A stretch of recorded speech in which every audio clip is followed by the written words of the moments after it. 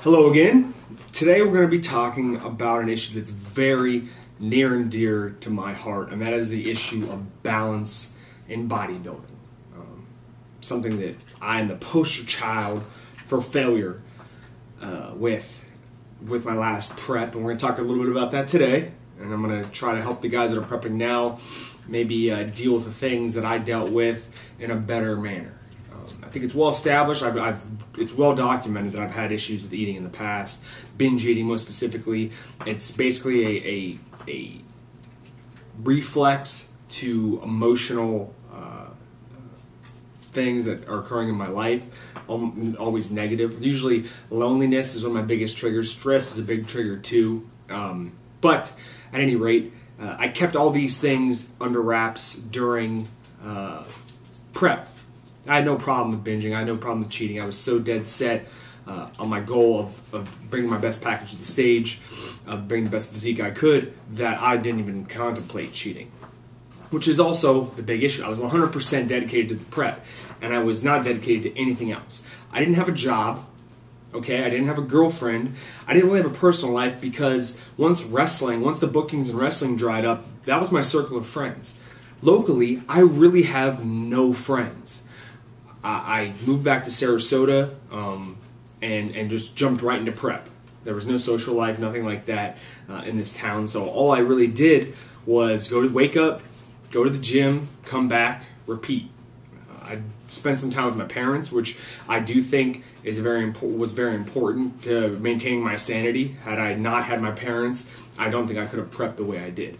At any rate, as you can see, it was all about bodybuilding. There was no balance. There was no hobbies. There was nothing to distract me from the fact that I had this one singular goal, which came back to bite me in the ass at the end. I finished my prep, and I had nothing to look forward to.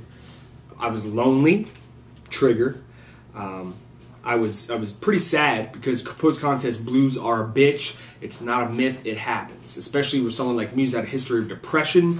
They come hard and they come fast. So you best be prepared to deal with that if you've had, especially if you've had issues in the past.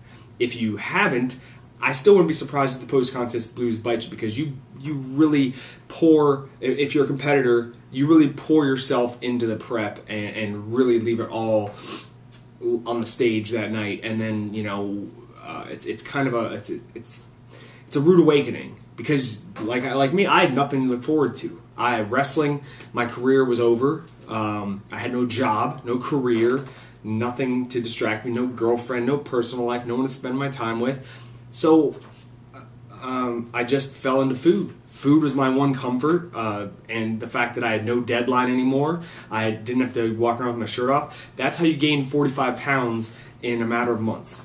A couple months, actually. Epic fail on my part? Yeah, it was. However, it taught me a valuable lesson. And this is something that Berto talks a lot about, and I've been so fortunate to be mentored in a way by Berto as my coach, because he is exceptional at achieving this balance. He doesn't let prep get in the way of other things. So that's really what I'm going to do next time. Right now I have a job, and I probably am gonna, I don't know if I'm gonna be at Snap Fitness forever. I'd like to get back into personal training. That's another thing that I'd like to do, and who knows where life may take me. I may get another job, but I will have a job, okay? Prepping will not be my job this time. I have a girlfriend who things are going great with, and I have no reservations in saying that this woman will probably be my wife eventually. So there's that. And as well, I have my circle of friends has gotten a little bit bigger as of late. I've been a little bit more sociable when it comes to the gym and my work, and you know, my best friend actually lives in this town now, so that's nice. Now those are all things that are improved. However, I could still easily fall into the same trap again.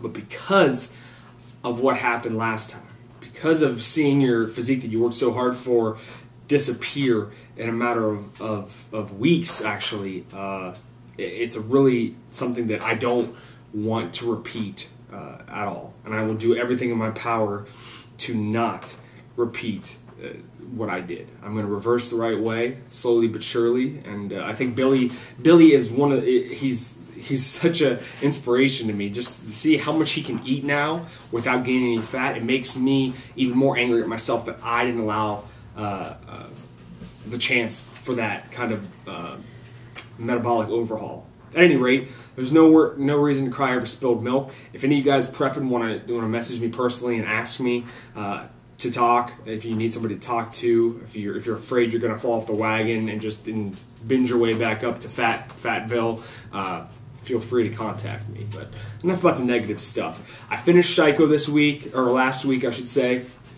Thank goodness. It was taking its toll on me. While I really liked it because it was a real challenge, and I love challenges, it was really hard, I didn't have the chance to split the workouts up into two, so running straight through, 2 rounds of squats and things like that really took its toll on me, and it was 2.5 hours in the gym was too long to spend for anybody. So I'm looking forward to dialing back the volume. As far as how I address the accessory work, I'm getting a lot of questions about that. What I tended to do was address the muscles that weren't getting hit the most. Essentially, I did a lot of rear delt work, a lot of medial delt work, because there was a lot of benching, not a lot of overhead press or anything like that. So the front delts were getting plenty of stimulation. So I would do some side lateral raises or some face pulls or some rear delt raises in there. I would do some pull-throughs instead of good mornings because good mornings and I don't get along very well.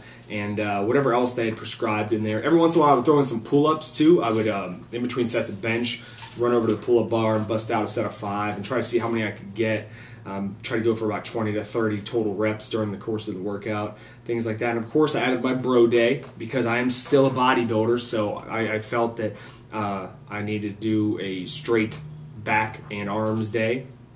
And it was really a challenge just to kind of dial back the volume on days like that because you don't want to overtax your body. As you can tell, I'm kind of a little bit under the weather. Now I'm probably reaping the benefits of the extreme central nervous system overload that Shiko provided. But it's not the end of the world. A little sniffle, a little of that, but it's definitely a challenge. The foam roller became my best friend. Stretching became my best friend. Something I did twice a day. I would stretch right when I woke up. I would foam roll right when I woke up, and I would foam roll and stretch before I went to bed as well. These things all helped. But I recommend if you're going to do Shiko, if your schedule allows it, split the workouts up like Boris intended you to. Otherwise, it's a real pain in the ass. Shiko is not for everybody, so if you don't feel good on it, don't force yourself to do it. It'll probably be a long time before I run back in that kind of program. And like I said, I'm not going to do it again unless unless my schedule permits me to split it up into 2 workouts. So, where do we go from here? If you've been keeping up with things, I am going to have my first raw powerlifting meet on October 8th in Tampa. I'm looking forward to that because A, it's another competition, something new, and B, it gives me even more reason to stay diligent on my cut because I want to hit the 198 weight class. Because Lane is in the 215 weight class and no one wants to see Lane. So I'm going to hop in the 198s, and that was ironically the weight that Berto and I talked about hitting before going into a slow gaining phase in the fall. So 200 pounds sounds good to me. My clothes will fit a little bit better. I think I make a drastic change in my appearance from 210 and 200. Obviously, 10 pounds is a lot of weight for anybody, but I think my physique makes a drastic change in that jump. I'm looking forward to that, and I'm looking forward to not dieting for a long time. So that'll be nice. As far as the meet goes, just participating in it is going to be exciting to me. I haven't done anything like that for a long time, anything that's legitimate competition besides bodybuilding. So it's going to be very exciting, and I hope to perform well and represent Team 3D Muscle Journey to the fullest. So this is off-season vlog 2 of probably a lot. I got about 50 weeks left until my first competition of 2012. I hope to hit about 4, maybe 5, depending on how things go. And I really just want to, like I said, if there's one thing that I'd love to do is win a hypothetical most improved physique award in natural bodybuilding. I want to step on stage 2012 and have people say, wow, that's the same guy? There's no way. There's no way it's the same guy. He's improved everything. And that's all I want. Regardless of placings, I want people to say that you improved everywhere where you needed to improve.